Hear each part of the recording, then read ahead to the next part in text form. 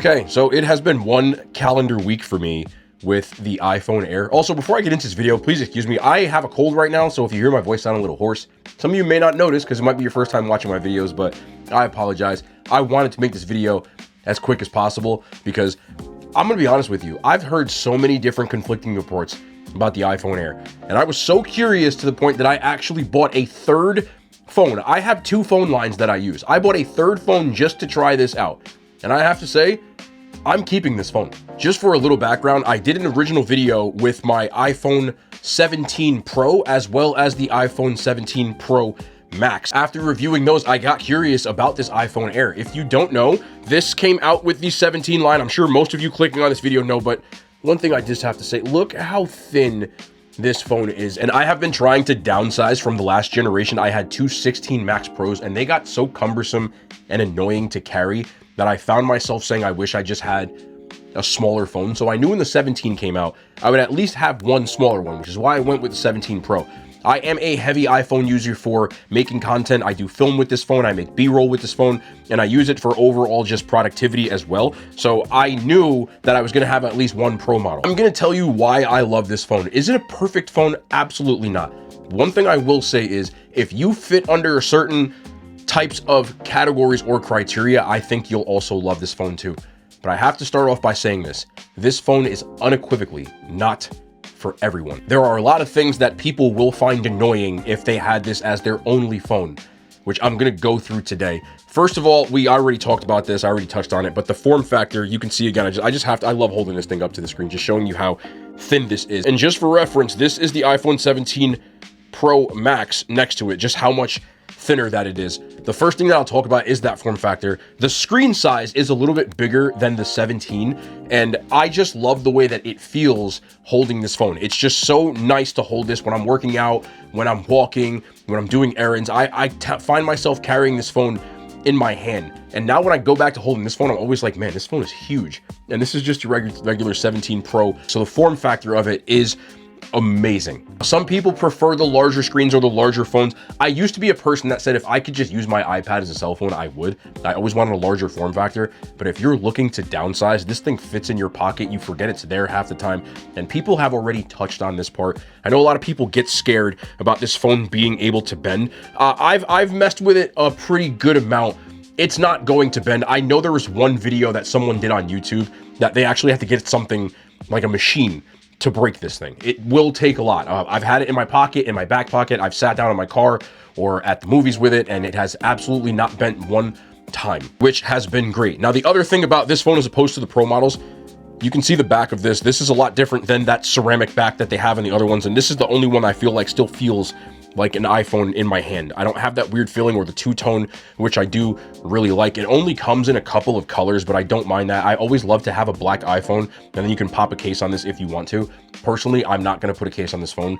If I break it, I'm just gonna fix it. I can't do it. I feel like putting a case on this phone would defeat the purpose of having it. So I've just been holding it in my hand this entire time and praying that it doesn't drop, but I don't think it will mess up or anything like that. I do have a screen protector on this, so I'm not necessarily worried. I do have Apple Care, which I know for some people don't like it, but if it does break, I'm just gonna fix it. But the biggest thing that people want to know about this, I think I've heard the most about, has been the battery life. How is the battery life on this camera? Okay, so again, I've had the Pro Max and the Pro models. This is the worst battery of the three. It's not even close, but I don't think that the battery is that bad. This is one of those things where you're gonna have to be honest with yourself if you do want this phone. Are you a heavy iPhone user? Are you on your phone all day? Are you a person that's gonna be doing any labor-intensive tasks, or you're gonna be scrolling on your phone 24/7? If you're any of those people, this phone is absolutely not for you. Because I'm a person that has a work phone that I do all of my editing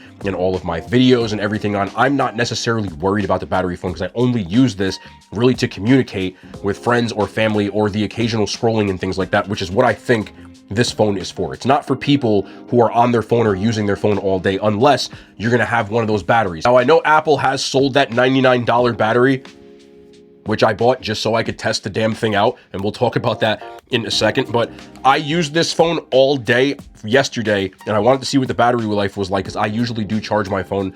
By 11 p.m., I got up in the morning and used my phone regularly. It was at about 28%. I don't think that's bad.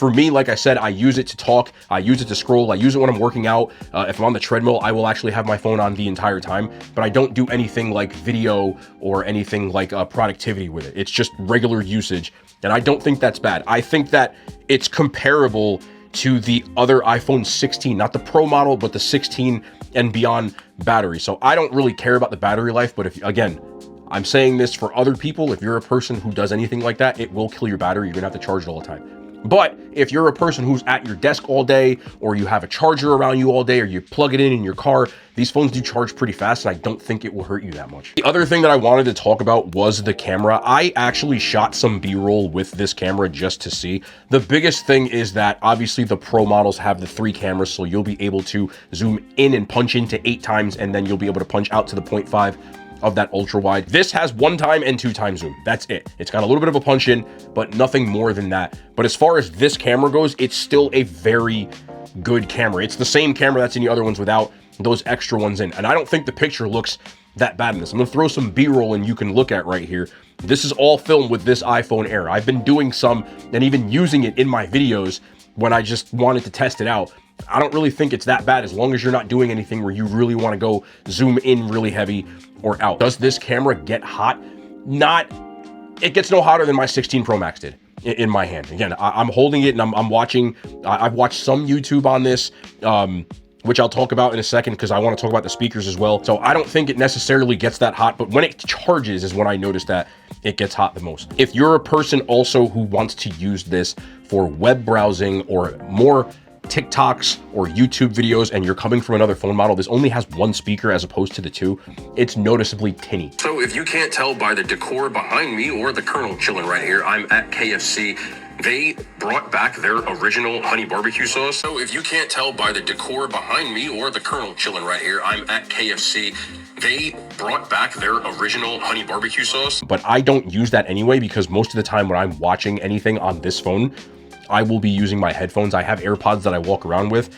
I also will use my Meta Ray-Bans to listen to music when I'm walking around so you can't hear anything. So I don't really care about the speakers, which is why I said those types of things don't really apply to me, but they would apply to certain people. So if I said anything right now that you said, oh, I don't like that, do not get this phone. Other than those things, the screen brightness, everything else that you saw on the other iPhones is the same. Everything that I had on the iPhone 7, I'm looking at them by the way, the 17 Pro or the 17 Pro Max, the screen, other than the size of the Pro Max being a little bit bigger, there is nothing to notice about the screen. The screen gets really bright. It doesn't really hamper anything. It's much better in daylight like the other phones that I talked about. So if you watch my other videos, everything else pertains to this phone.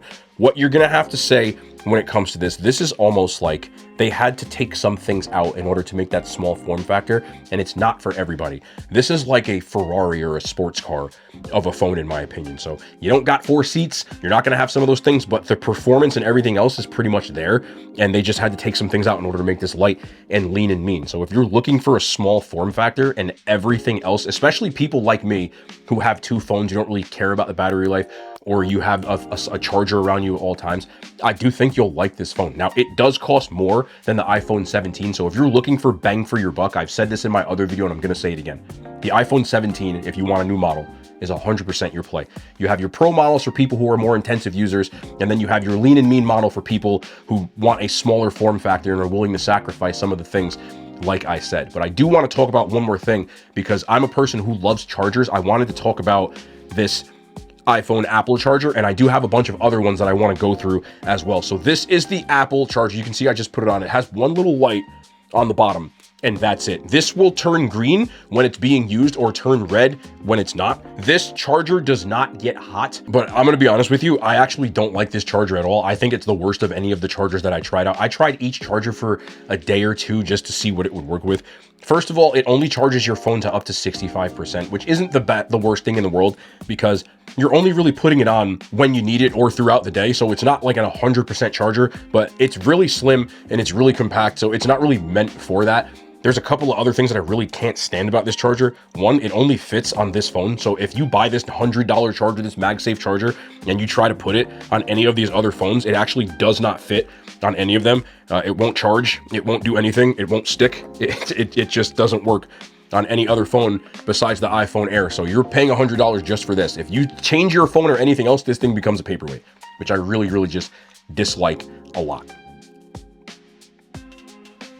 It's about a little over 3,000 milliamp hours, which isn't a lot compared to any of the other chargers you'll get. It's more expensive than any of the other chargers that I've tried at $100. Most of them, which I'll show you in a second, are about 50 bucks plus or minus $10. The other thing is it actually doesn't charge your phone all the way. It only charges it, almost seems like an as needed basis. So right now I have it plugged in and it'll charge it up to 90% and then it's just going to shut off, which means you kind of have to leave this on all day, which defeats the purpose of having an Air, because now they're about the same thickness, which is just stupid for me. When I use MagSafe chargers, I tend to just keep this somewhere in my, sling or anything like that. And then I just put it on when it's needed, charge it up, top it off to 100%, almost like a gas station, and then I take it off. But that's not really what this is meant for. And I just don't like that at all. You can also charge this part of it, which is just like the USB-C, and then leave this on the top overnight. But I'm not looking to have this permanently attached to my phone. And that's more what it's for. The biggest thing for me is it only comes in white. My phone's black. It doesn't match, and now the phone looks stupid when I'm holding it up from the back. Anytime, any person who buys an iPhone, in my opinion, you're also buying this not just for the functionality of a Samsung or any kind of Android device, but because it's pretty. Apple is functionality, but it's also an aesthetic thing. People like that minimalist aesthetic, and if this came in black, I'd like it even more. But I really don't like it, especially for the price. So anybody who's looking for a charger recommendation, I have 3 of them. This is the Anker Nano Slim. This one costs $50. This is obviously a much more aesthetic one when you're talking about putting it on the back of an iPhone. Now it matches. That's wonderful. It'll charge it up to 100%. It has 5,000 milliamp hours. And of course, it's half price. I can charge this, top it off, and then bang, take it off, and then I can go on about my day. It's really, really slim and really compact, so it fits in your pocket, or you can keep it in your sling like I do, and that is much, much better. The second one I have here is from a company called Native Union, and I only got this one, to be honest, because it matches with this tech woven case. That's pretty much, you can see the case, and then you can take that off. That's pretty much why I got it, but it's pretty much the same as the other Anker Nano Slim that I have. This one costs $70, same amount of milliamp hours. It's just prettier. If you want something prettier that's going to match, then you can get that one. It does come in other colors as well. And then last, I'm only speed running through these, so I'm not trying to make a video about just chargers. You have when everyone's plugging, and I've had a billion of these if you don't believe me.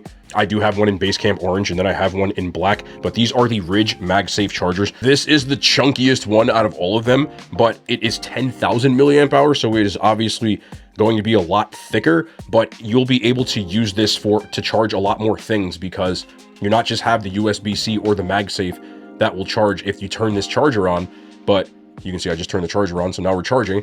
You also have the ability to have lightning, which I think they should really get rid of because no one uses lightning anymore. But just in case you do, some people still have older models of iPhones.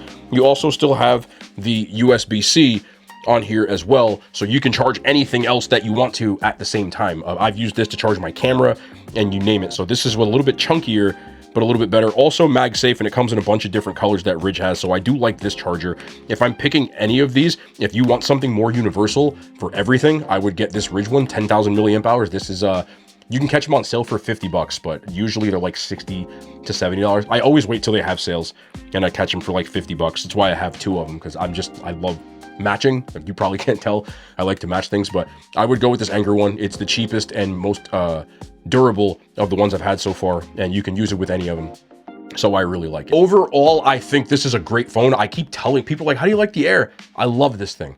I don't think it's for everybody. If it's a single use case person who uses a phone all the time and never near a charger, do not get this phone. But if you fit that niche, I really think you'll enjoy this phone. If anything that I said doesn't bother you, I really think you'll enjoy this phone. I'm willing to sacrifice some of the things because I have an extra camera with my other phone and all the other things I need just to have this in my pocket. What I've been doing most of the time now, I'm actually just been keeping this phone in my sling. I'm going with the 17 Pro, not the Max, as my second work phone. And then I'm just going with the iPhone Air. And this is kind of just what I've been walking around as. I'm really, really happy with it. I said I was going to return the Pro Max. I'm still going to do that. But I did want to talk about that. Again, the phone's not for everybody, but if you fit that niche like I do, it's a great phone, man. This is probably my favorite iPhone that's come out in a long time. I just like small form factors, minimalist type of stuff, and really dope. I hope I don't break it. I've had no chips, no scratches on anything like that whatsoever so far. And the screen protector seems to be holding up well. So keep your fingers crossed for me. But I hope you guys enjoyed that little tech, little check-in. And there's no outro on this channel.